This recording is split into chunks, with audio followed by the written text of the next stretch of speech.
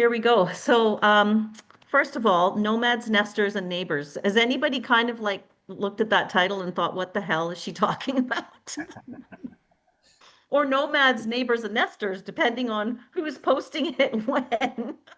It's a great title, So I think. it's Thank you, thank you. So it's the idea that we came up with a little while ago that really reflects a lot of who we are and the kind of people that we are attracting. And so I'm actually going to share with you the little definitions because people are really curious to find out where they fit in, if they're a nomad, a nester, or a neighbor.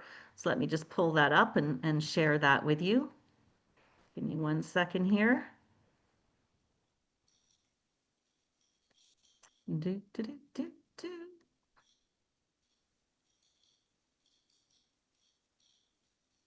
Morning. Good morning. Okay, so the nomad Yeah. uh, is someone who is remote worker, snowbird, entrepreneur, adventurer, thrive on mobility and variety. So I'm definitely a nomad. Is there anybody else who feels like they're a nomad? Might be Definitely. a few people. Yeah, yeah. So, those of you who know me, I spend some time in Vancouver, some time in Victoria, and then I love to spend my winters in Mexico.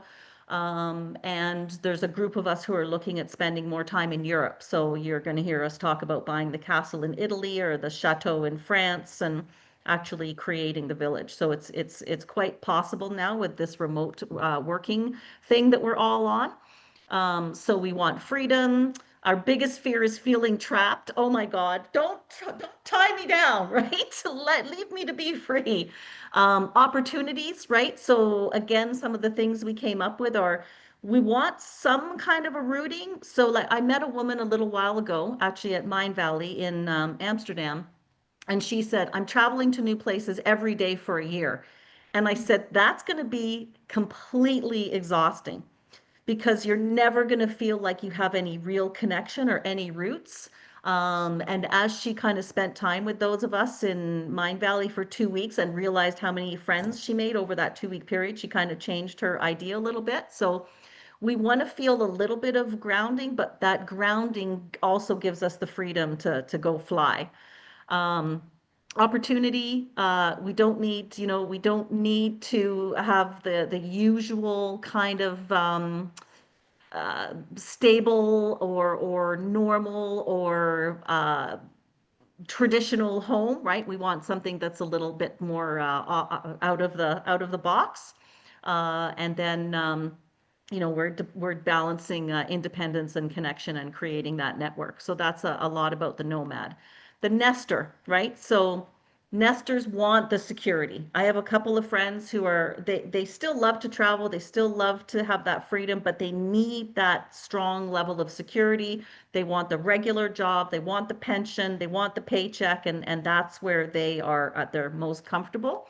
Um, they love the shared responsibility. So you definitely, if you're a nomad and you're looking at getting into a partnership, you want a nester in your group because they're going to give you some of the stability. And maybe if you're lucky, they might even do some of the accounting. It's so exciting when someone does the accounting. You can tell that's not me.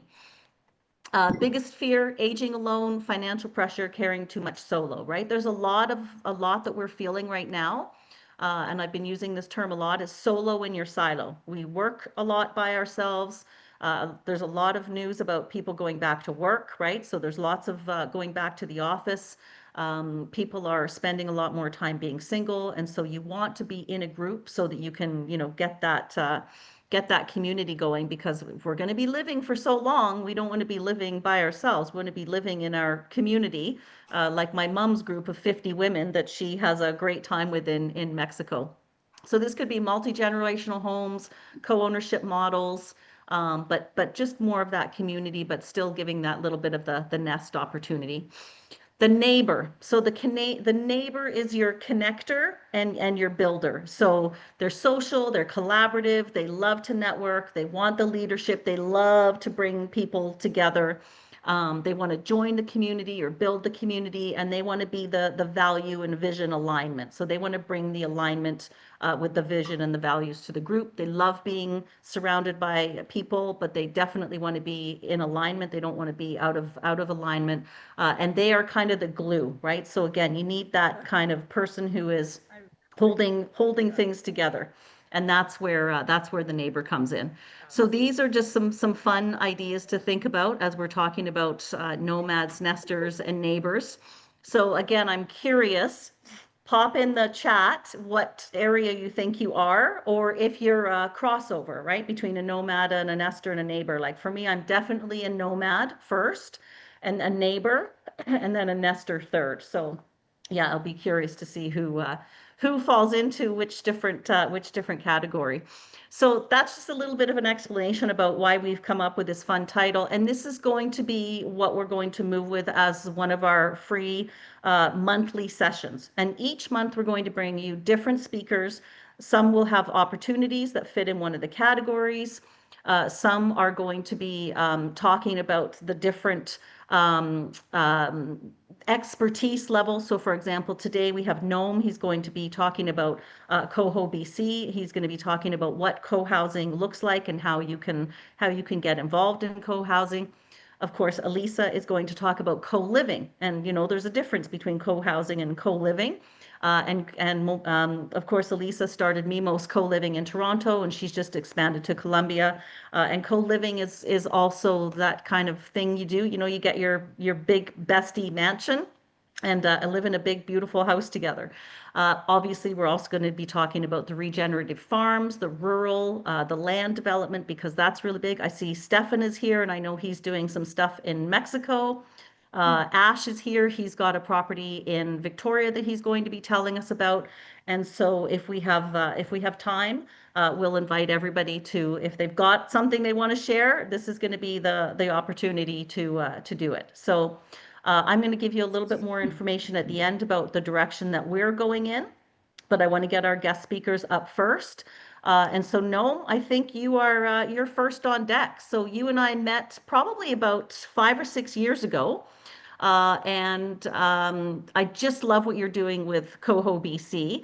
And it's just so important to keep sharing these ideas because traditional housing is kind of not really fitting in a lot of people's boxes right now. It's too expensive. There's a loneliness crisis. And so co-housing is one of the solutions. And so, Noam, I'm so glad you're here. It's nice to connect with you again. And I see you've got your shares ready. So awesome. Let's hear from you about what's new in co-ownership and Coho BC. Thank you. Thanks for inviting me in here today. I hope everyone can hear me okay. Um, so yeah, well, my name is Noam Dolgan. I'm based in Vancouver, but I work with an alliance of people around the province, um, realtors such as myself, but also lawyers, group facilitators, folks like Liza and many others, to help people navigate the opportunities and the complexities of real estate co-ownership. And we talk a little bit about the difference between co-ownership and co-housing, which and I can talk a little about both. Co-housing, well, can happen through co-ownership, can happen through ownership. Is more about a value and a vision and a community structure. And co-ownership is a legal structure to allow us to take advantage of some of these opportunities. So real estate co-ownership takes many forms, and it's nothing new. Before 1966, there was no Strata Act in BC. And so if you wanted to own shares in a larger property or a larger building, you had to co-own the property. We saw a movement in ownership co-ops in the 60s and 70s where people would build together or they would convert a building. So we see rural co-ops and we see urban co-ops, equity-based co-ops from that time. For the last many years, as we've been seeing a real push in co-housing. Most co-housing projects these days are strata owned in their final product, but certainly go through a co-ownership, co-development phase along the way. And we've always seen families, co-investors, fractional and vacation properties. We've seen forms of co-ownership across the board. In fact, that the Strata Act was what made co-ownership even more popular because, of course, all strata properties, condos, duplexes, townhomes, those are all co-owned to some degree, right? You have your own title, but you have to share vision of the property. So since you're already co-owning in many other forms with a bunch of strangers, why not co-own with people you know, people you trust, people you have shared values with, and take advantage of some of the financial and social and personal opportunities that come with that. So we're seeing co-ownership. So that's why people are now getting into co-ownership, right? To build community and mutual support systems, to know their neighbors, just have better housing. And we like to say better housing for less, because if you do it right, the price per square foot or the effective price for the kind of housing you're getting can be lower, or at least you can get more for your money, more space, more yard, more resources, more access to other amenities you couldn't otherwise get, or the ability to live in otherwise unavailable locations like acreage or single family neighborhoods. You're not tied to the traditional condo parts of our communities. So there are a lot of reasons people come to co-ownership. I like to see it as like a hack. So you can, find the property that works for you, find the partner that works for you, and build yourself better, more affordable, more sustainable housing. Um, and I really like Liza's framing of the nomads, neighbors, and nesters um, uh, concept, because people often ask me, like, who does co-ownership work for? And the truth is, it works for a lot of people at different phases and different reasons in their life, right? So we see it a lot with intergenerational families, so people trying to live, with their parents and grandkids, and that encompasses generally all of these types of people, right, at different stages in their life. We see young people who want community coming together, and we see older retirees who want community coming together. Younger folks who are trying to build equity in the market, and older folks maybe who are trying to save money in their retirement. I mean, all sorts of different motivations, but can really bring you to this model to say this can make a lot of sense.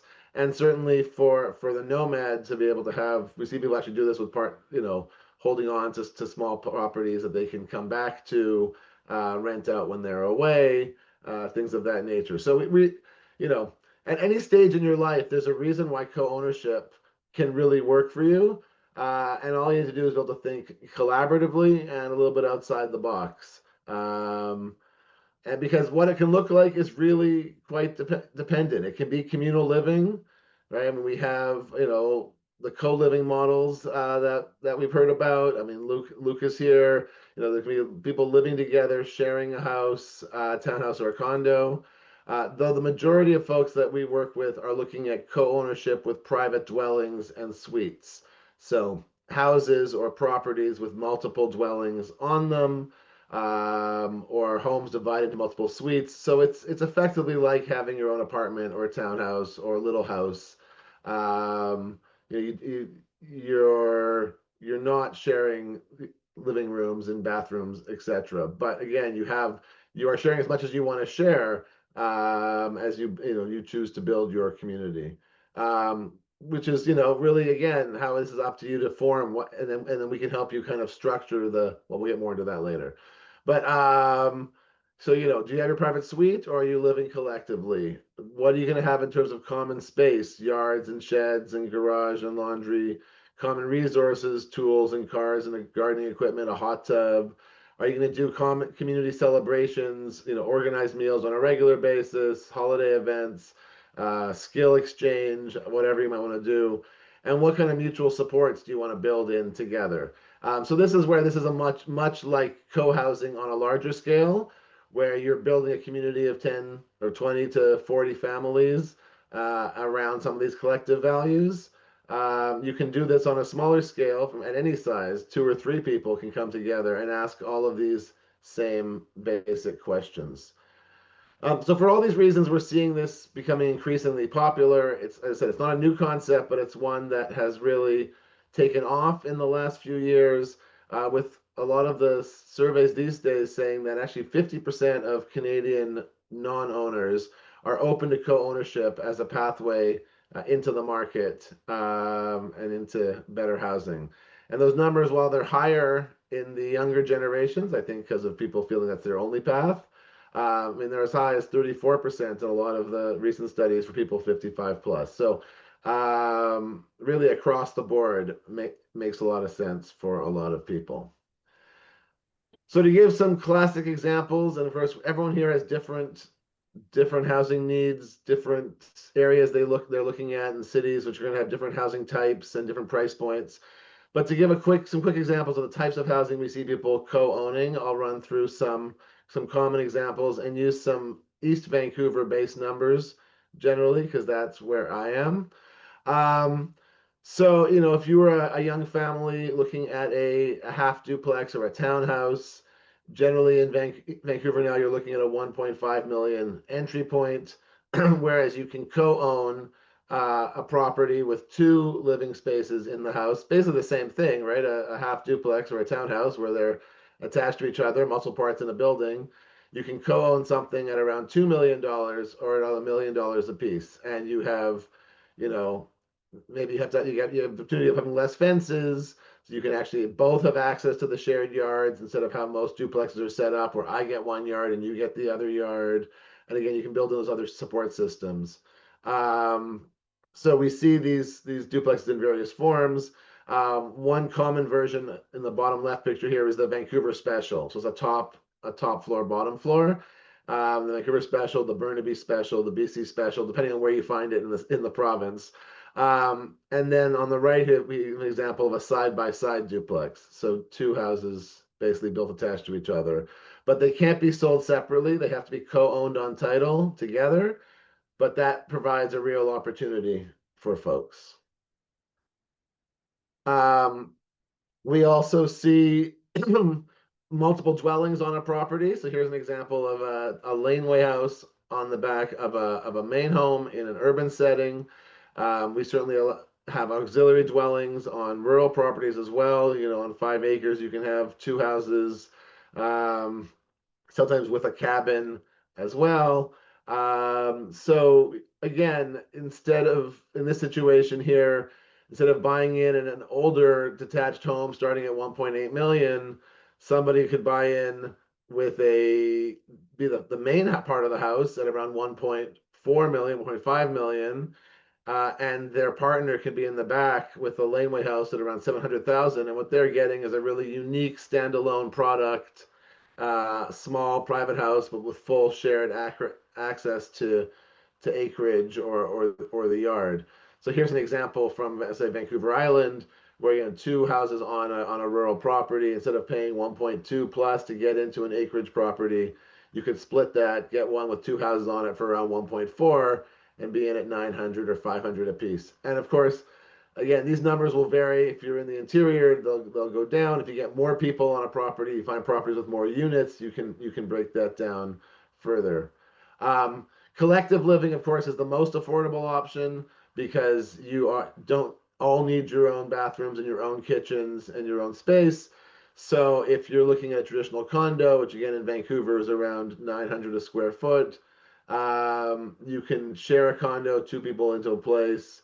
You can buy a townhouse, or you can buy a house and share it. And while the price per square foot doesn't change, you personally are getting access to a lot more space. So your entry point goes from 550 down to 400 or so, or for that same 550, you could have a really nice house with big garages and a hot tub in the backyard and and a home office space and all sorts of things you couldn't get through individual living. We're also seeing a lot of this happening now in tiny home communities, particularly in places like Vancouver Island and the Kootenays and the Okanagan, where folks are trying to, especially in places like the Kootenays, which don't have zoning, where you can really do a lot of this. The challenge with much of this is zoning and permissibility, though a lot of folks are also happy to do this off the grid and just have backup plans for what would happen if somebody were to question their structure. But I mean, you can, buy into pieces of land, tiny home communities between, $50,000 and $200,000 for a pad and a share in ownership, and then put your tiny home on it. So for between $100,000 and $300,000, you can get access to beautiful acreage and beautiful regenerative communities and supportive natures, etc. So there are a lot of advantages to this, a lot of things that bring people into it, and I won't go much longer here. I think I'm probably running out of my time. But there's, higher quality of housing, more affordable, more community, all those sort of pieces. Now, of course, there are challenges. If there weren't challenges, everyone would be doing it all the time. And so you have to figure out financing, you have to figure out a plan for delinquency if someone stops paying, an exit strategy when somebody wants out.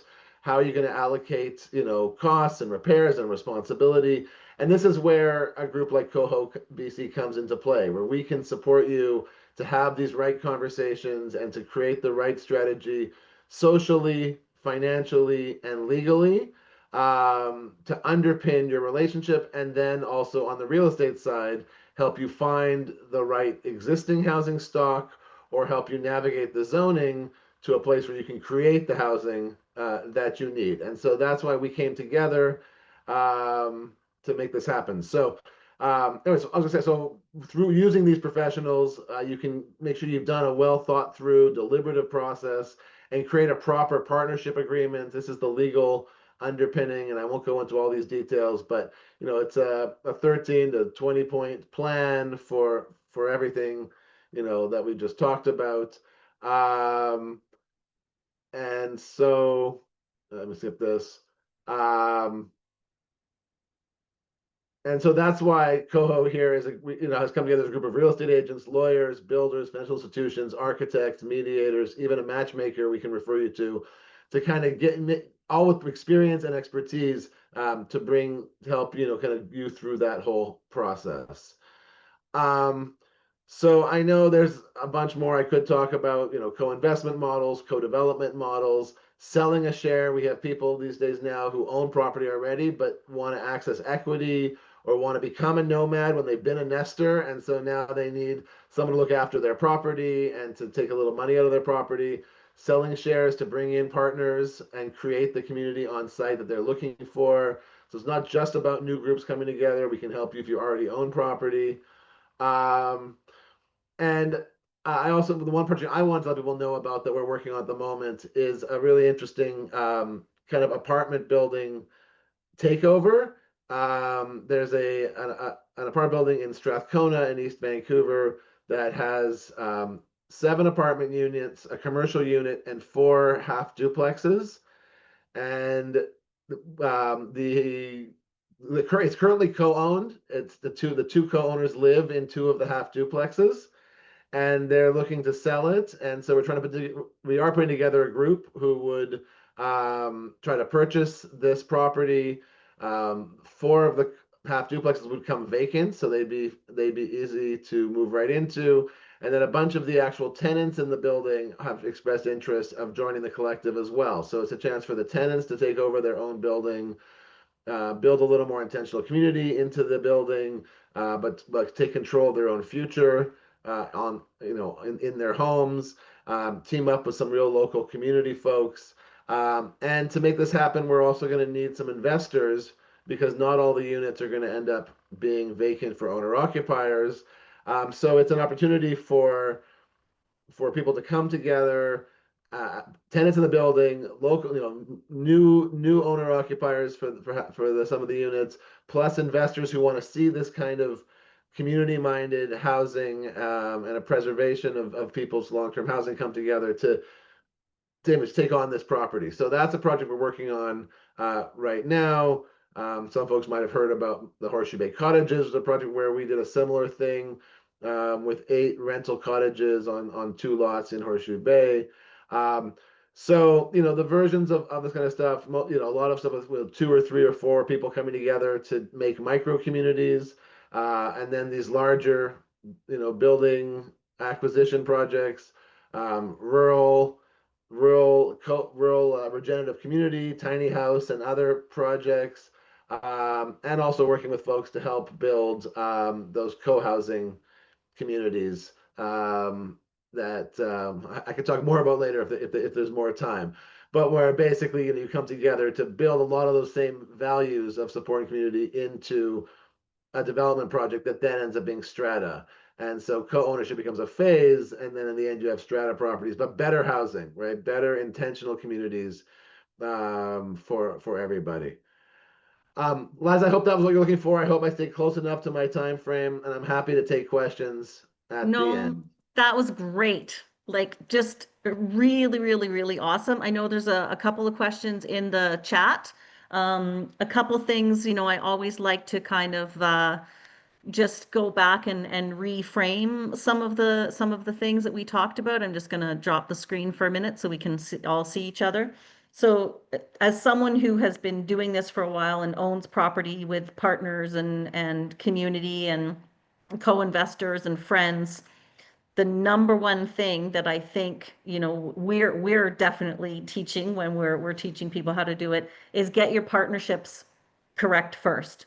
The property it almost doesn't, I mean, not that it doesn't matter, but when you have the right people, the property will reveal itself because we look around and now that you're in this space, you're going to start seeing opportunities everywhere, right? You're going to start seeing the tiny home villages. You're going to start seeing the apartment buildings to buy. You're going to start seeing a fourplex, and you're going to say, "Oh my gosh, I could get my besties together." Miranda's just mentioned that her sister said, "Why don't we get together and buy a house in Italy?" Right? One of the gentlemen that we've got coming on next month got his family together and they bought a castle in Italy. She's American. He's a Viking. He calls himself the Viking. And they have a castle in Italy. They host 80 weddings a year and it houses 80 people. So I just want to, the sky is literally the limit. Alexis is doing regenerative farming and eco villages. So there's all kinds of opportunity, and the key messaging is that this is entirely possible. We can get our friends together. We can create more sustainable housing. We can put a little bit more money in our pocket because all of our money isn't going to housing. And one of the things that I also want to remind people of, because I'm talking to a lot of people these days about, oh, I really feel like I'll never own a home and I should be buying myself a condo. And so there's a couple of things that I think and even though we have realtors on the call who want to sell you a home, they will also probably be the first to tell you that not everybody needs to own their own 2,500 square foot home or their 1,000 foot condo. And if you're in a great rental situation, like sometimes it's just great to stay renting and then maybe buy into one of these types of projects as a starting point or as your nomad home, right? I have my nest in Victoria. And then I have my nomad rental that I'm renting in Mexico. But we're going to get a group of women together and buy a hotel in Mexico. So then I might give up my nest in Victoria. So the the slogan that I've been saying a lot lately is whether you rent or you own your home, or sorry, whether you rent or you buy your home. So whether you rent your home or you buy your home, just make sure you own your life. Right? So whatever you're going with in that direction, put life first and put home ownership and rental. You can put them at the same level and figure out which one works for you and when these things are right in the right direction. So Gnome, awesome stuff. I know you and I are going to be doing some work together with the partnerships, and we work with a lot of the same lawyers. We both love Richard Bell and Bell Alliance. And I love the fact that Richard has set up his own co-living for his own family. So you've got a lawyer who set it up in Point Grey. He's living it, he's teaching it, and he's such a lovely man. He's one of the nicest humans I've ever met. And he talks about the fact that he practices happy law. He doesn't do anything that's not happy law. So yeah, I think that was great. And no, will you share that slide deck with us just so that we can keep it on the back burner for next time? Sure. Doesn't have to be now, but I know people will be asking for Yeah. information, so we'll want to be Yeah. able Yeah. to point them in the right direction. So did anybody have any questions, any burning questions? I think there were a couple in the chat. So Miranda, I think you had a good one about how do you split the title? Where was it? Go ahead, Miranda. You can unmute and ask that question.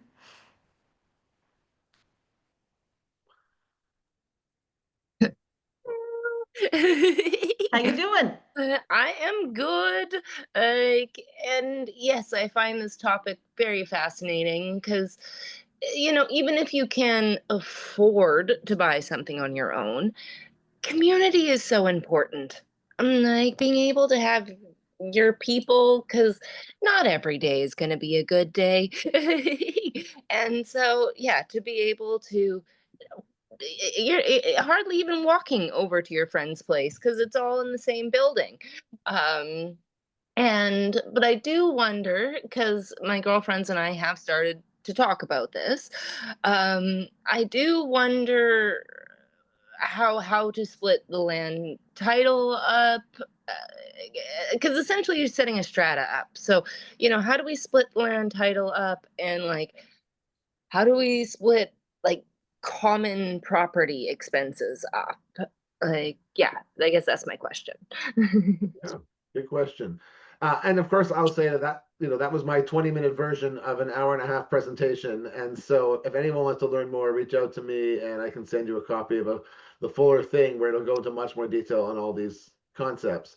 The structure of title is going to depend, well, certainly on your jurisdiction. If you're talking about, doing this in Europe and Mexico and things like that, right? My expertise is in British Columbia. And it's going to depend a little bit also on your financing. So generally, most folks will do what's called a tenancy in common. So let's say you own a third, I own a third, and Liza owns a third. It says that on title. Liza has a 33 out of 100 interest in the property, and we're all listed with our share, and all our names are on title. That is the easiest model to protect your interest, and the easiest model. Yeah, go ahead. I would counter that and say that somebody should have a little bit more interest in the property, kind of like a tie voting. Okay, well that's a different conversation. So Yeah. I'm not saying it should be a third, a third, a third. I'm saying depending on your percentage of ownership, be it your investment amount or whatever, it will be registered on title in that way. Now, to your point right there, decision making is a whole different conversation. It doesn't have to be tied directly to your ownership stake. Just because I own 55% and you own 45%, I can't then do whatever I want. Most of these cooperative models will be either unanimous consent or every partner gets an equal vote. So the three of us each have a vote. But that's also why you need the lawyers or at least someone, mediator to help you figure out these questions. So you have a plan going in early in the process. Yeah. In terms of your initial question about owning title, a lot of people will also do it as a corporation, and then you own shares in the corporation. There are advantages to that too around buying and selling of those shares. There are disadvantages around the ability to get a mortgage. So it's really going to depend on the particulars of your situation. And what you'd be careful of, though, is that sometimes if a lawyer is not paying attention, they'll register you as joint tenants, which is as if you were a married couple and one of you then inherits from the other. And if you each have your own children, your own estates, your own, you don't want to be a joint tenant. So that doesn't happen much anymore because lawyers know more about it. But I've definitely had a lot of old owners who were registered as joint tenants when they should never have been. They were friends buying together, for example. Yeah. And I'm just going to jump in just because with time. So I want to make a really important point here. And Miranda asked an excellent question and Noam gave an excellent answer. And I think there's a couple of key points that we want to remember here. Every single situation is going to be unique.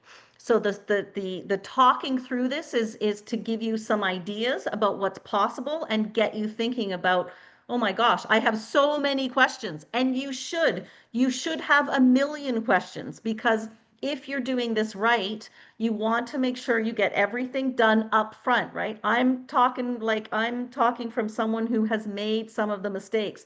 Noam has helped mediate in a couple of my situations, right? So it's really, really important to do the hard work up front You know, you're getting married, you're starting a business with someone, right? So you're basically doing two things. You're getting married to someone and you're starting a business. So I'm gonna swear, I'm sorry, fucking do it right the first time, okay? Just do it right the first time, and then things will get easier. So all of the questions that you have, they're the perfect questions to be asking, because when you're buying the property, there are a million ways to do it. I mean, every single property that I own is completely different. Some are joint ventures, some are corporations. I've got shares in some. I have some under my personal name. I have some under a business name. Depending what province you're in, depending what municipality you're under, right? Whether you can have a short-term rental or not, whether you can live in it as an owner, or, you know, if you own an apartment building in BC, you can actually buy a group with a group of friends and all move in BC, which seems insane, but that's actually the way it is in this province. So there's a lot of things that, you know, this is meant to stimulate those questions so that, you know, we're bringing in the people who have the answers, and it's always going to be a negotiation with your group, with your property, and with your team. So your realtor, your bank, your financiers, your private lender, your lawyer, your tax strategist, and all of those things. So I'm making it a big deal because it is a big deal. And do the hard work up front, and then things will become easier. And it's just, again, when you think of it, when you think of how much money we put into our housing and how much time people are complaining about being mortgage poor, doing this up front can help you buy some of that freedom for your future, right? So that's one of the reasons why this is so appealing to people. And it may sound a little bit scary up front, but again, it's do it as, you know, if you're interested, do it sooner rather than later, because you're just going to get yourself more freedom, and you're going to be building that equity, and you're going to be building your community for retirement. So those are my little additions to the question and the answer. So I'm going to jump over to Elisa, so we can keep going. And so Elisa and I actually met at a business training that we did back in, what, 2006? So yeah, so we've known each other for quite a long time, and we met like people that we're still in touch with from that business course. I think there were about 15 or 20 of us in the course. We're pretty much still in touch with about half of the group, which is really cool. I have a couple of best friends who came out of that group, and in fact, on Saturday, I'm going over to do a big video shoot with one of the husbands of the people from that course, so that'll be fun. And Elisa has been in marketing, and she is really, really passionate about multi-generational, multicultural, and just bringing people together. And she's done an incredible job with building Mimo's co-living. And one of the things that I want to remind people about how Elisa has done things, she hasn't let the ownership piece stop her. She's leasing. So she's been leasing properties to bring this into bear, which again, another people are like, oh, how do you bring a group of people together to live together? I mean, again, I've done it. She's doing it right now. So Lisa, why don't you tell us a little bit more about Mimo's co-living, what we're moving into? And I know you just started in Colombia, and take it away. Go ahead. Hey everyone, thank you so much, Liza. It's so nice to be here, and I know that some of my counterparts, my community from the GTA short-term rental, midterm rental, and long-term rental WhatsApp group that we have almost 300 members are also here. So I'm really glad that you guys are here as well. And no, thank you for that presentation. I'm actually going to be in Vancouver starting tomorrow. So hopefully I can go and see some more of your beautiful properties. I did see some of Nome's properties before, and they would be amazing for co-living. So I would love to open up one in Vancouver, which is my hometown. So good morning or good afternoon, everyone. My name is Elisa. And I, as Liza mentioned, I'm originally from Vancouver, and moved to Toronto in 2015. I have some relatives here in Toronto, but I knew that they have, small children and things like that. So everyone was super busy. So when I moved to Toronto after my second failed marriage, and my daughter getting into McGill and becoming an empty nester, I realized I didn't need to stay in Vancouver anymore. And being a marketer by trade, specializing in diversity and inclusion strategies, I thought Toronto might be a good place for me to land for a while. So here I am 10 years later. When I moved out here, though, I wanted to figure out how can I come to a new city and not get lonely, right? I wanted to create that instant support structure. And so I purposely chose a shared housing for my first place in North York, if anyone knows Toronto. And so from there, I had my very first experience of living in community. And I didn't realize that was what shared housing was like, where people go to the kitchen, they cook something quickly, and then they scurry to their bedrooms and eat in front of Netflix or whatever they do. And I'm by myself yet again. So I didn't meet anyone until one day after maybe 3-4 months, I said, hey guys, why don't we like have dinner together? Maybe we could play a board game together. Maybe we can, do a barbecue in the backyard. And I actually created it into co-living before I knew what the word was. So now fast forward, I've been running a combination short-term rentals and midterm rentals since 2019. I moved from North York to closer to Leslieville. And then since the pandemic, we actually created it into a business and we called it Mimos Co-Living. Mimos as the brand is actually a Spanish word that means mother's pampering. So we wanted to create homes that were like walking into your grandmother's home, right? So we've been repurposing single family homes, as well as our first prototype was a licensed rooming house in Toronto at the corner of Spadina and Bloor. Again, very amazing intersection. But since 2024, we've been focused on midterm rentals in both Toronto and in Bogota, in Colombia. Because as we've been in business for the past 5 years, the regulations have changed, as we all know, in short-term rentals, whether you're in Barcelona, Vancouver, Toronto, it doesn't matter. Everybody is buckling down on the short-term rentals regulations. So with the stricter regulations and licenses, hefty fines, the short-term rental game is not what it used to be. So because we were playing in both midterm rentals and short-term rentals, we knew how to transition into midterm rentals. So with the midterm rentals, what we found is that our profitability is about 10 to 30% more than somebody renting it on a long-term basis. And I love the title of our little talk today with Nomads, Nesters, and Neighbors, because that is exactly who we cater to. So we do have our nesters come into our space. We do have our nomads who, because they are here very temporarily and they need that flexibility, there is a premium charged on the nesters, on the nomads. The nesters, they also pay maybe a little bit more or the same as what they might be paying on their own in a private studio, I'll say, or bachelor. But because they get the whole run of the house of all the common spaces, they have a much larger footprint that they can enjoy. Liza, do you want to show some of those pictures? I sent Liza some of the pictures of our new space that we just took over in September 1st. So this is again in another heritage house in the annex. And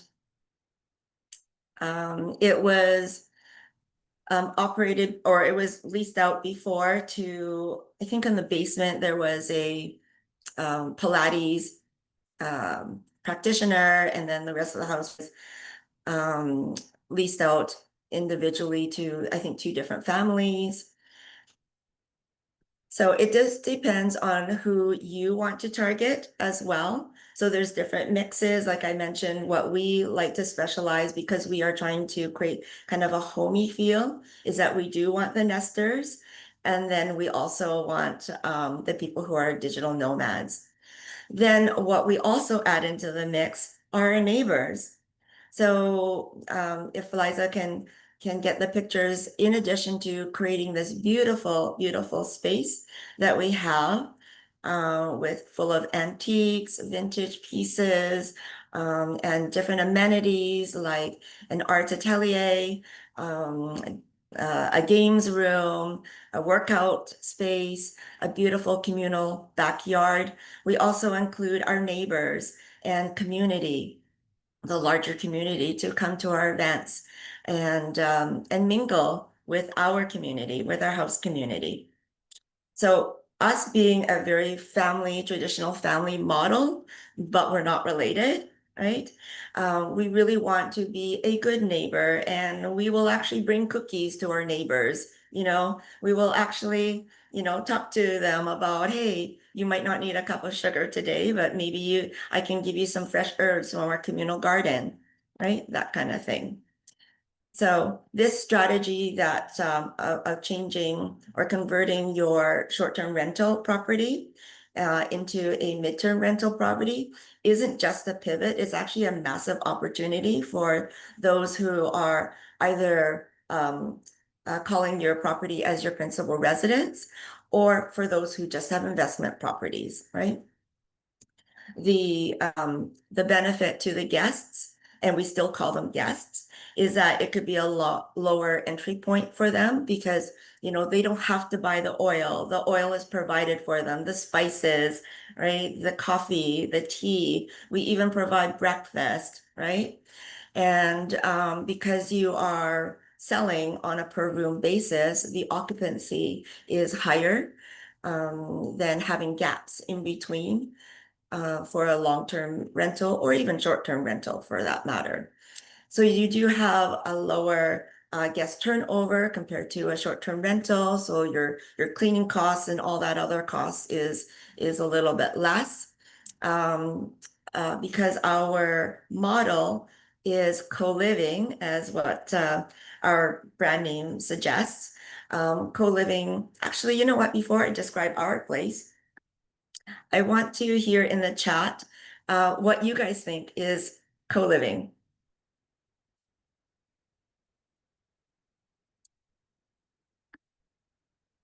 What do you envision? What do you believe co-living to be? Sharing a kitchen? Sure. Yes, so we are sharing common amenities, living amongst others and sharing spaces. Yes. Yes, you will have somebody else in the other room who you're not related to, and you're gonna be sharing the different spaces. What else might co-living suggest to you?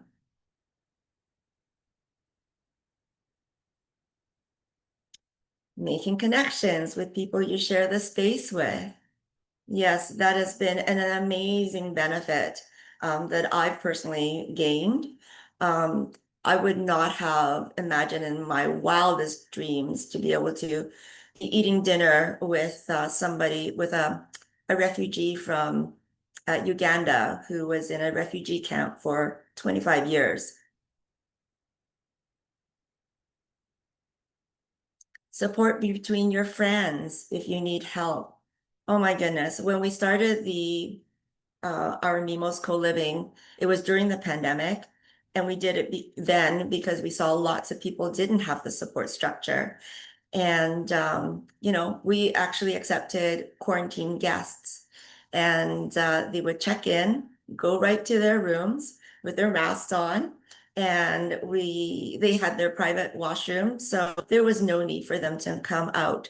So everyone else in the house supported that guest who was quarantining, and we would play games with them, we would chat with them. Hey, do you want your bagel toasted? No problem, we'll leave it up on your in front of your door. You want another cup of tea? No worries, right? Playing games, card games with people who speak 6 languages. Absolutely. We've accepted guests from South America, Spanish speaking, Brazil, Portuguese speaking, all over Europe, from Kurdistan, from Africa, as I mentioned, Asia, doing cool shit in a cool vibe with cool humans. Oh my God, that is the best. So yes, all of that is absolutely true. So all of that stuff, though, doesn't necessarily come with just a shared house, as I experienced when I first moved to Toronto, right? So that is the difference that I wanted to create in co-living.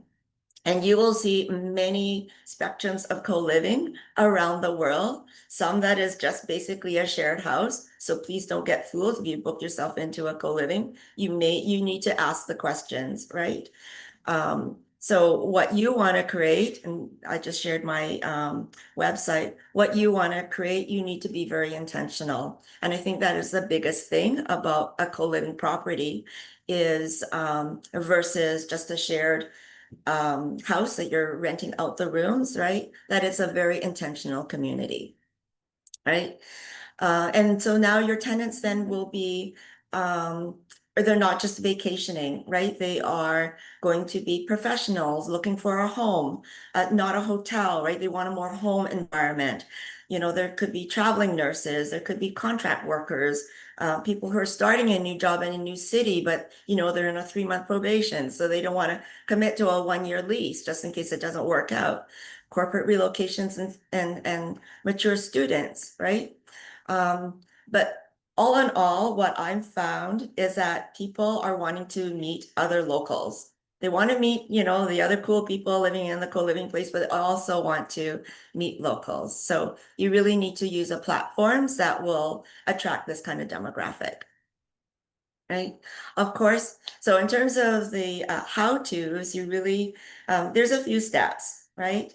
So of course, first of all, you need to check on the legal implications of your zoning bylaws in your market. I know, for example, in Burlington here, you need like 1 parking spot per STR room that you're going to rent out. And then if you're doing this in a condo, like if you have a 3-bedroom condo, for example, check your strata rules. For the STR rules, as long as you're renting out 30 days minimum, then the STR regulations and those fees annual fees that we're paying doesn't apply. Make sure, I think this is the #1 thing though, in terms of legalities, is make sure that you have a different agreement for your guests, right? Because just to make sure, because they are staying longer than 30 days, make sure that they are not falling under the Landlord-Tenant Act, right? Because you don't want to run into that. Otherwise, you might as well be doing long-term rentals, right? So we do have a special agreement that all guests have to sign. And it includes the house rules and the expectations, the community aspect and things like that. Yeah, in BC, it's 90 days now. Exactly. And I'm sorry, you guys. But that works perfectly for co-living, right? So you can turn that from a disadvantage to an advantage, right? So the step 2 then would be the marketing, right? Relisting yourself and positioning your property as a co-living property. And again, you have to decide if it's just going to be shared housing where you're just renting by the rooms, or if you're actually going to create it into co-living. And so as we mentioned in the comments, that co-living, really the difference between co-living and shared housing is the sense of intentional community, right? And then when you are doing your marketing, you really need to make sure you're directing your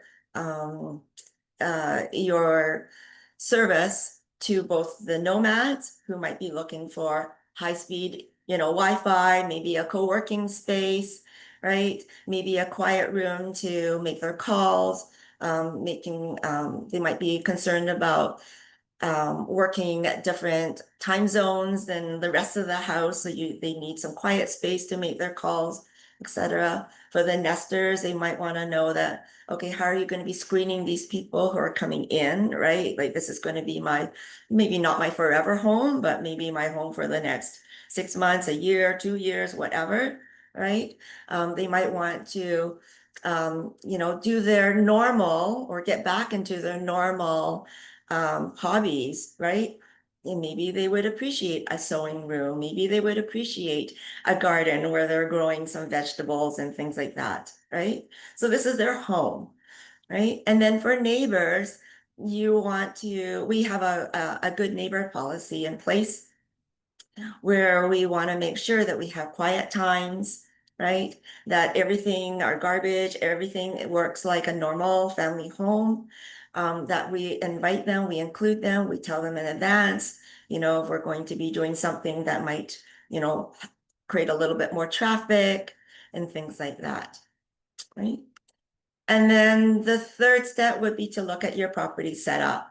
Make sure your space is prepped for shared living, right? So I know in a traditional home, maybe your individual bedrooms don't have locks on the doors. I've taken over some houses or looked at some houses to consider, and they are, run as a traditional home, and they didn't have locks on their bedrooms. And then, as I mentioned, like unlike short-term rentals, the guests will actually be cooking, right? They didn't want a hotel or a different short-term rental for a reason. They actually want to be living somewhere. So they will be doing cooking. They need to have a little bit extra space to store their groceries. So you need like a bit of a pantry system for them and keep their food separate from other people. Like, how are you going to work that out? And also they're not just here for the weekend. So yes, they're going to be doing laundry and and other amenities that they would enjoy, right? Like maybe doing some a fitness routine while they're there, right? And Elisa, I'm just going to jump in because just on the interest of time, Of course. I want to get moving on to a couple of the next things, but I think, a really good overview of what co-living is and how it's so much different, right? So I wrote down like a couple of keywords. You use the word create a lot. You're creating a co-living space. It's a hybrid. So, I mean, again, for me, like I've had people who are all three, the neighbors, the nesters, and the nomads in my co-living space. And it makes for such a great mix because, yeah, you end up, oh my God, we played Cards Against Humanity one night with a guy who's barely spoke English, and he was the one who won. Um, Two Canadians, a Brit, an Australian, and a Mexican. And I mean, we had the most fun because I don't know if anybody's ever played Cards Against Humanity, but first of all, it is not politically correct in any way, shape, or form. And playing with an international group, I mean, we laughed. We laughed until we cried. So it's those kinds of things.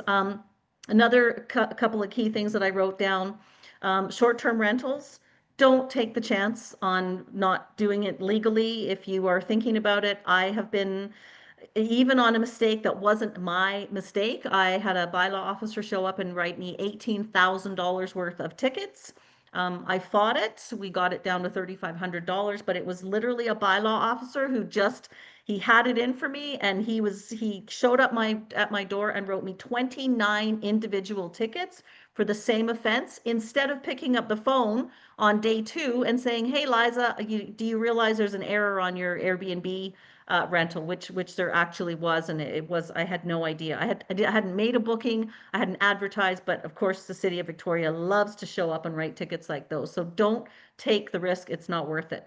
The other thing that I just want to point out that a lot of people have a hard time believing, and Elisa and I have talked about this, and we need more advocates around this, is there are some crazy bylaws. Saanich had a bylaw recently that allowed a family they didn't want to do it, but their neighbors forced them.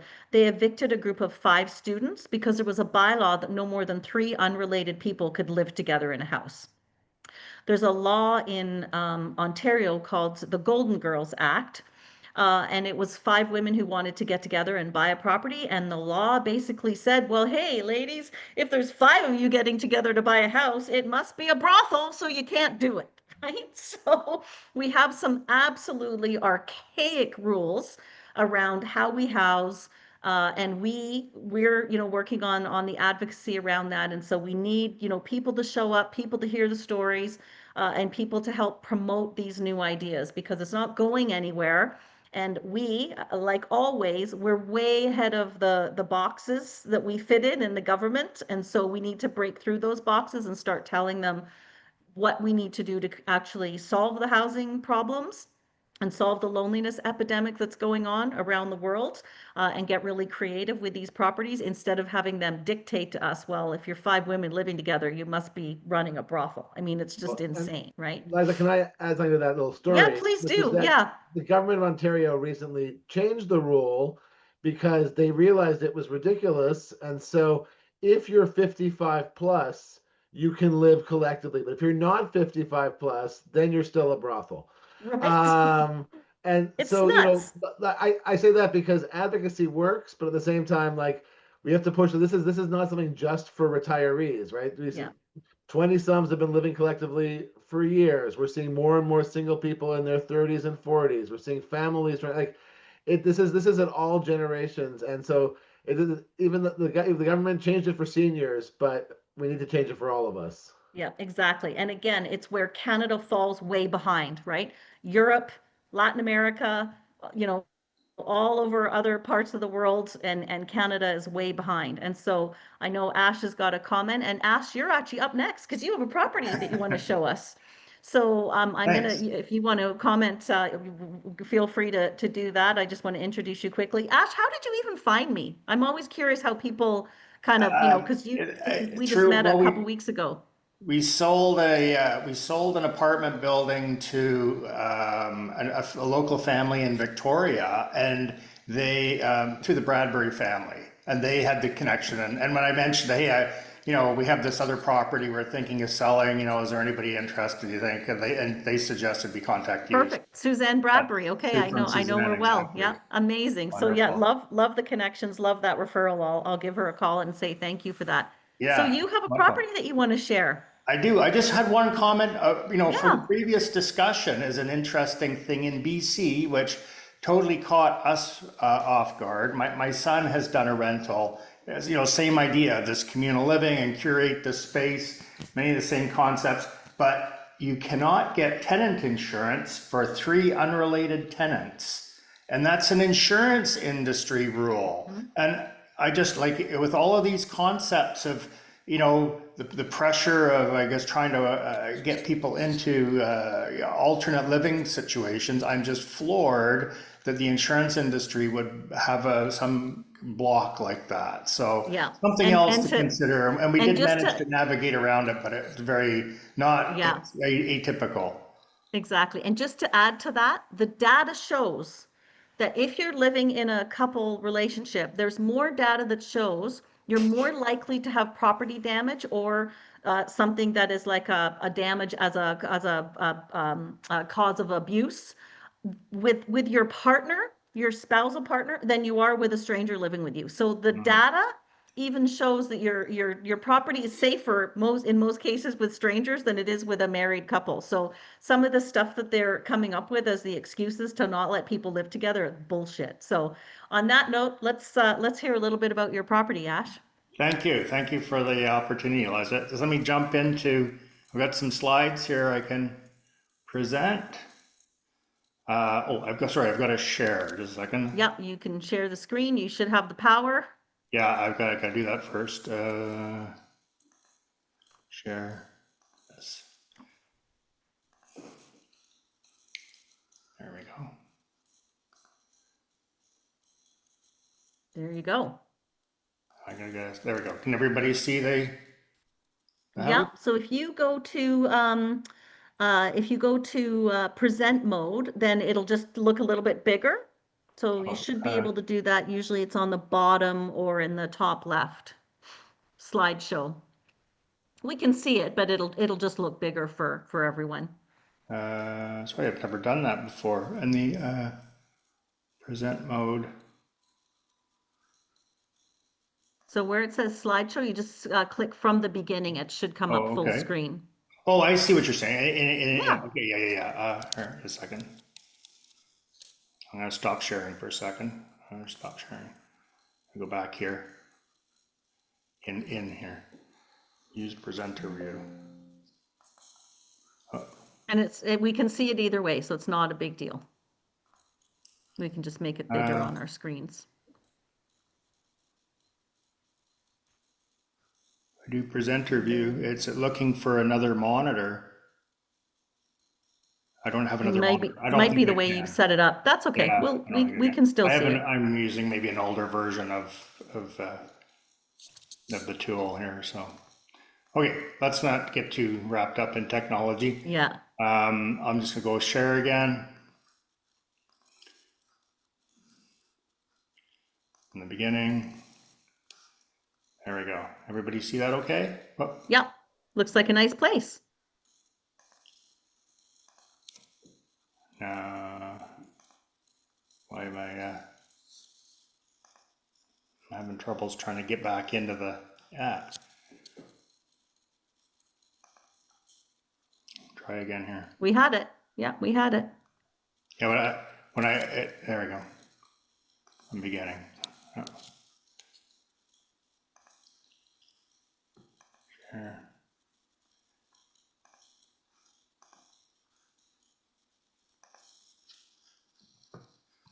All right.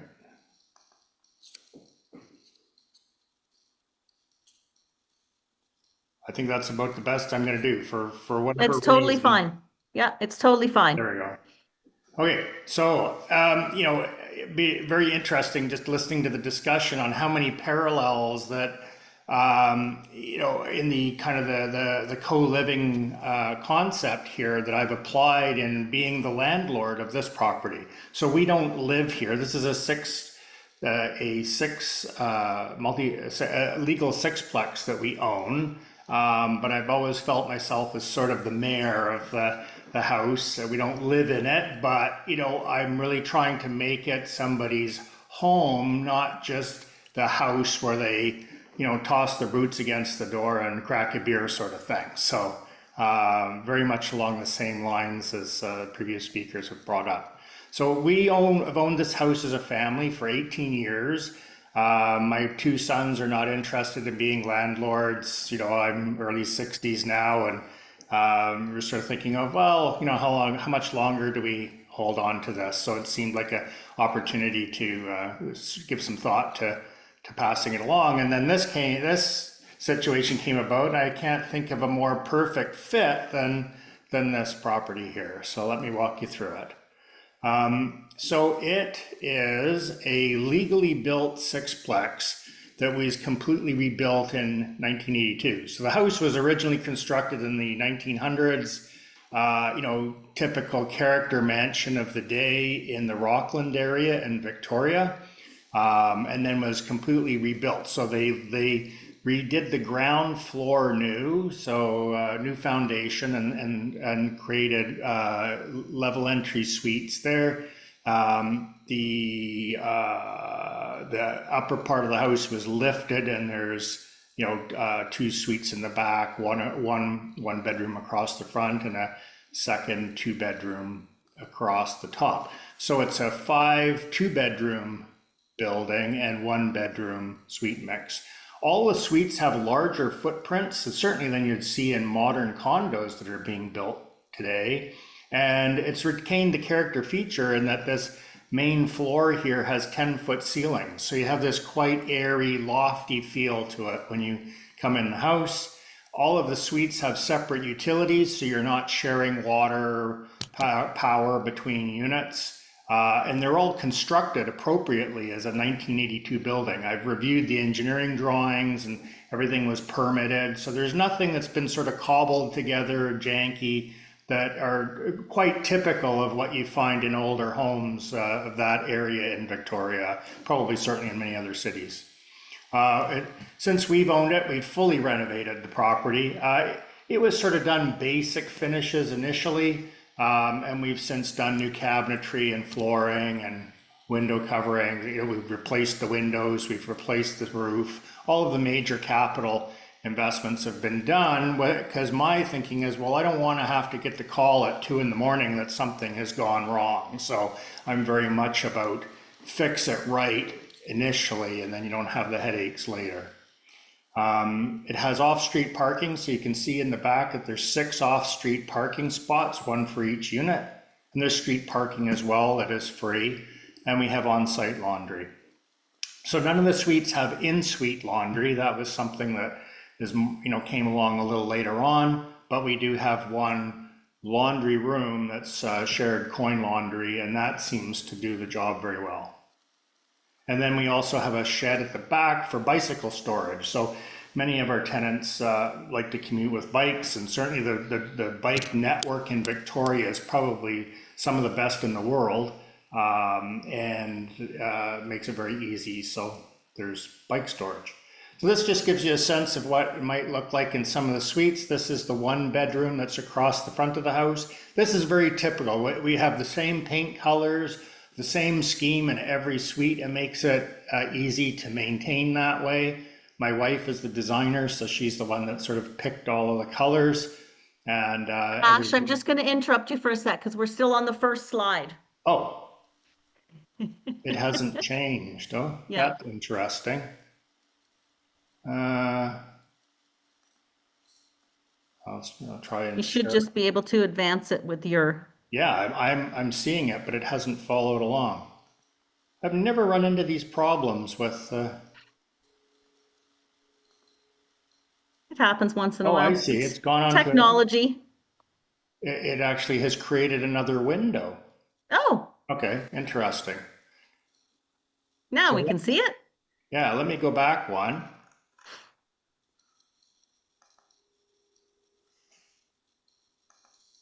Do you see that picture with the Yep. bullet points? Okay, I'll The just opportunity. maybe Yep. it's how I'm clicking through them here. I don't know.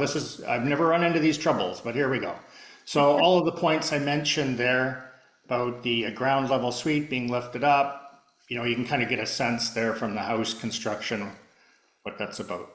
This is the interior of the house. So just give you a kind of a sense of what the finishings are like. So this is the 1 bedroom suite in the upper left hand corner. All of the suites, we use laminate or vinyl plank flooring as much as we can.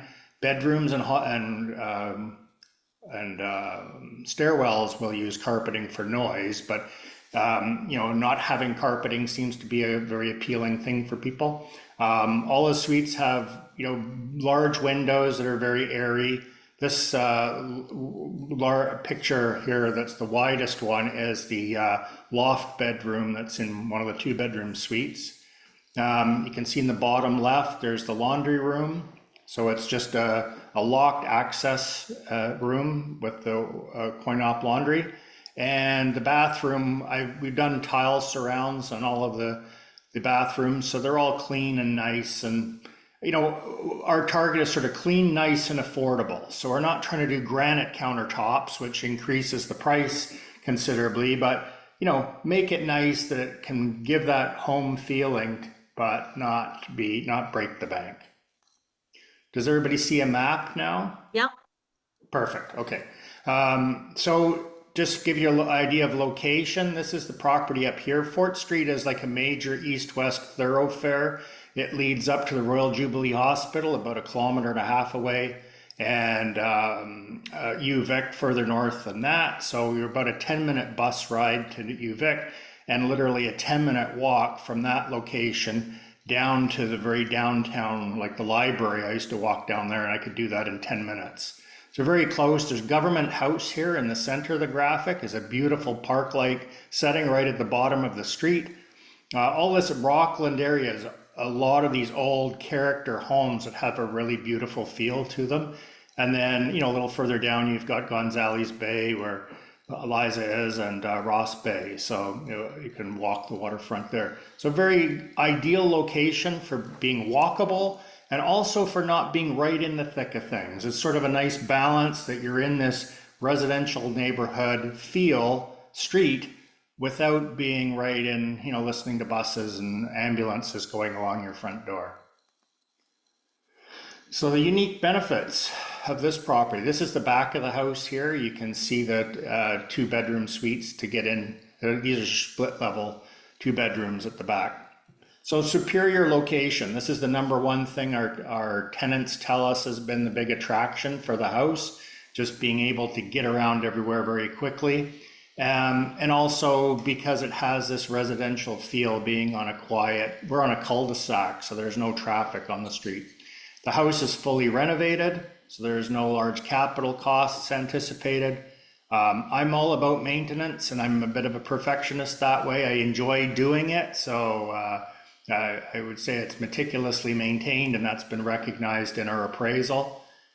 We've had 0 vacancy in the last 18 years, meaning when I advertise it, I can rent it right away, and I've never had to unintentionally carry any suite. Sometimes I would take them for renovations for a month, but I was able to get them right back in. And sometimes people would move out temporarily, so I would do flooring or something for them. So I point that out because this comes up in appraisals, as you have these allowances for adjustments that they make of 2 or 3% vacancy rate, and really it doesn't apply to us. And Ash, just in the interest of time, I'm going to just interrupt because we've only got about 10 minutes left, and I have to take 5 minutes at the end. Can you go through, because I know if there's interest, we're gonna do a deeper dive into this. Yeah. Can you go through some of the numbers fairly quickly for us, just so people can get an idea about that? Thanks. Okay. I know it's hard to stick to 5 minutes, right? That's true. Yeah. Well, initially my slide deck was shorter. So, I'll give you a quick overview here. So, recently had the property appraised at 2.9. Gross income is 152, and our NOA is about 123,000. If you break that out, that's about $483,000 per unit as a per door cost. Keep that number in mind because I'll come back to that in the financials. And I'm able to do VTB or other types of financing options. I can be flexible. I won't jump into the city fund financials because it was an example just to create a number, and there's a lot of artificialities in it I don't think help. So I'm just going to skip that.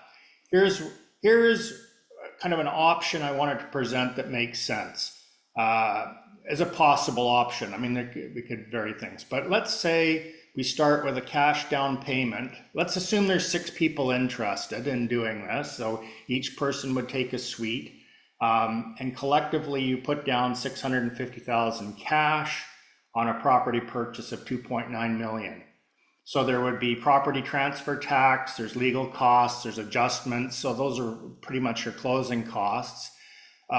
What Mike shows is he could do a CMHC loan for about 1.7 million. And then they take a 1% commission for putting that all together along with CMHC. And then we would provide vendor take-back financing for the difference, whatever that needs to be, in order to bring the deal to a close. My vendor take-back, I would offer a sort of prime +1 of on a 5-year term, and leave it open. Some of the other financial institutions seem to be rather predatory in how they structure deals, but I think I can create a much more of a win-win situation myself. So for CMHC financing, for 1.7 million, this is on a 3.85% interest on a 5-year deal for 40-year loan term, which is there's no way you can get that in any other sort of commercial financing. That would be your monthly cost, just under $7,000 a month. Now, if we take my actual numbers and break that out monthly, that's how much it, after paying taxes and property and insurance and all of the costs associated with the house from 2024, 2025, my latest costs, it's just over 10,000 a month income. Okay, and then so that loan payment and then a variable VTB type loan to complement it, we can basically have for $108,000 a person, you can own the suite and it'll cash flow with in balance, which is pretty amazing, really. So your per door cost is much cheaper. So if you look, again, looking at kind of comparable concept of this model, you know, a similar kind of condo in that area might be 850 to 900,000, and you're getting it for almost half that. You have the suite ownership, so you own it for $108,000 down, and it carries itself, and that'll cover it for 5 years. And it's a simpler structure than with a strata, and having, you know, with strata is you have a large number of people to have to satisfy, and they're not very efficient in the way they manage maintenance, I'll say. So we can get more into that, but I really do think it's a win-win opportunity and something that's worth investigating more if people are interested in that kind of a model of, you know, six unit building. That's awesome. Thank I'm you. Thank you able to for take sharing questions. that. I know there's going to be, you know, again, it's going to spark a lot of discussion, right? Because there are probably a few people who are seeing an opportunity like this for the first time. It's quite similar to what we did with Crescent. You know, we use the example of it's an ocean view condo and you're buying it for $450,000 a door, and we used CMHC and we got a 40-year amortization. So I know we're just about out of time. Is there anyone else who just wants to like, I'm going to give you 1 minute to tell me about your property or your opportunity. And if you want to go longer than that, let's get you doing a presentation for the next month's Nomads, Nesters, and Neighbors. And then I'm going to very quickly tell you about what's next. I'm 1 minute. Anybody need to share immediately? Alexis, go ahead. Yeah, hey guys. Thanks so much, Liza, for putting this on. I absolutely love this webinar. And yeah, so my name is Alexis. I work mostly in the regenerative space. So it can be with co-living, co-housing, conscious and intentional communities. I have a couple coming up that I think some people on this call might be interested in.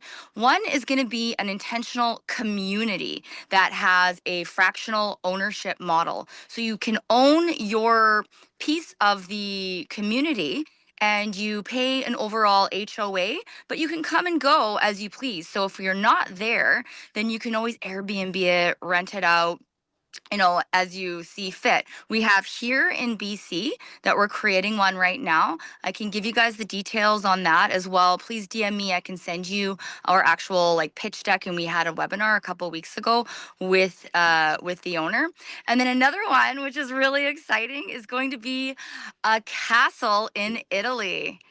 You heard me. We're going to be doing a castle in Italy.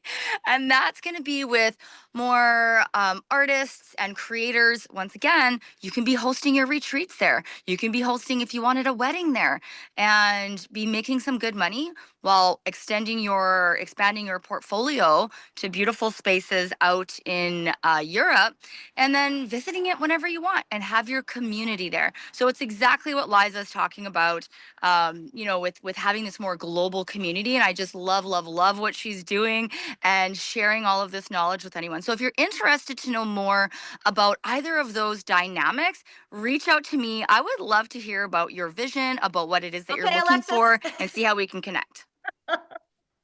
Thanks, I let you Liza. go. I let you go over a minute. All right, so I'm going to try to wrap this up with some stuff just on my end. So you're probably seeing my big picture on the screen, your village, your way. So a couple of things. First of all, if you're in Vancouver, there's a happy hour today.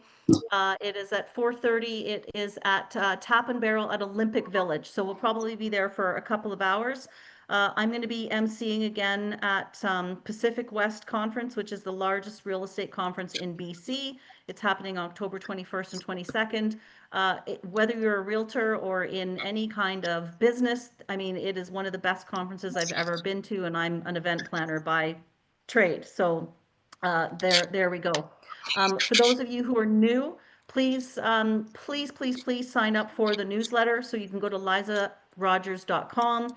We've shifted the Wren site over to be housed under the Liza Rogers site, and we'll get into that, all of those reasons in another way. But I also want to just share with you, if you enjoyed a taste of what's coming up, of what came up today, we're going to be diving much deeper into this in what I'm calling the book is called Buy a Village. That's coming out soon.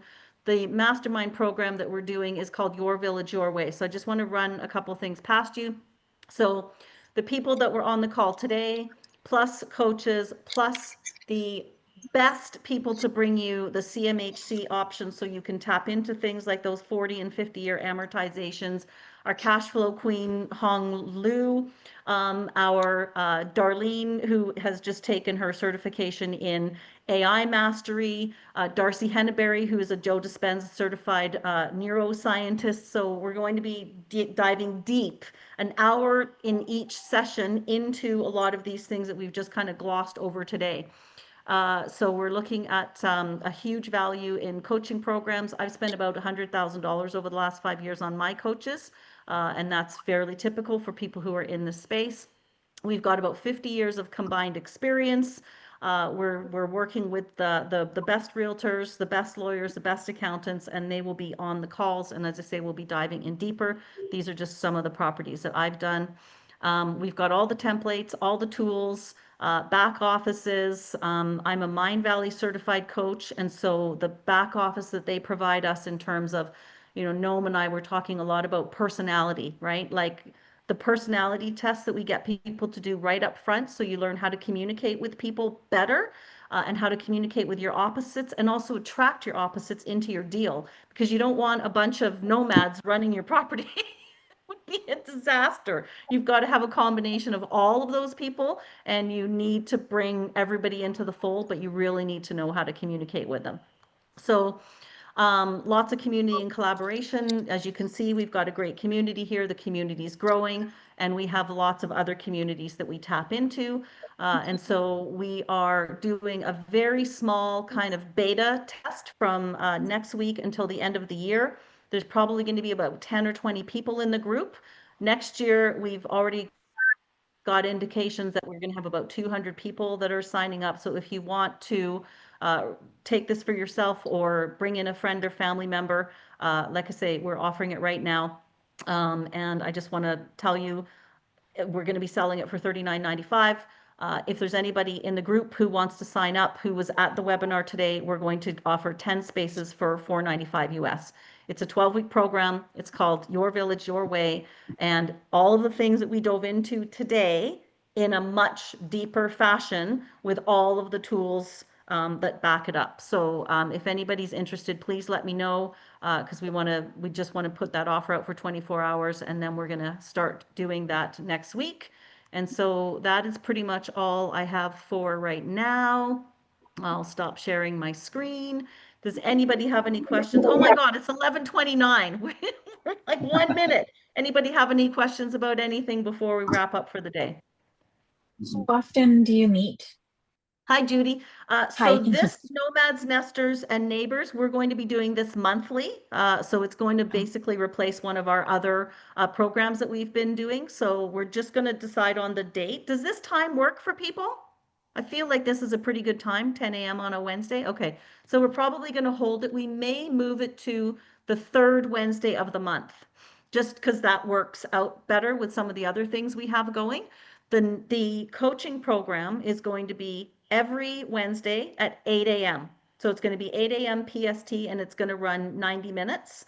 And it'll be very much an interactive piece. So if you have a property, so say like Ash brought a property, we'll dissect the property together, and we'll be like, okay, if you're looking at this property, here's the lawyer you need to talk to. Here's Mike Abbey at City Fund, who's offering one thing with CMHC. Here's someone else that you might want to run that past, right? So we're going to teach you how to analyze these deals, how to get your friends and family interested, how to raise capital.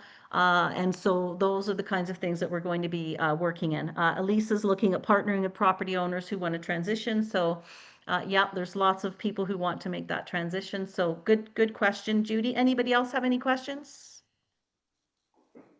Okay, awesome. All right, so if anybody's interested, ping me right away because we're just getting that done. Gnome, I know you and I are going to connect more because I'd love to have you as part of that program that we're delivering. And I know there's going to be some properties coming up. We may do a tour in Vancouver. We might do an Action for Traction Day, so we'll keep you posted on that. We're also looking at doing something in Victoria, which would be a visit to a modular home factory, a walk on the Malahat Skywalk, and probably lunch at a winery. So we like to bring people together in person. We think it's really important to do that. So we balance the Zoom with in person. And I didn't even tell you or talk to you about Mexico today, but we are legitimately looking at a 30-unit hotel for $4 million. So calculate the cost of that door and then tell me if you're not interested. All right, everybody, thank you so much. You know where to find us, Liza at lizarogers.com. And I look forward to seeing more of all of you in the future. Thank you so much for being here today. And thank you to Ash and Gnome and Elise.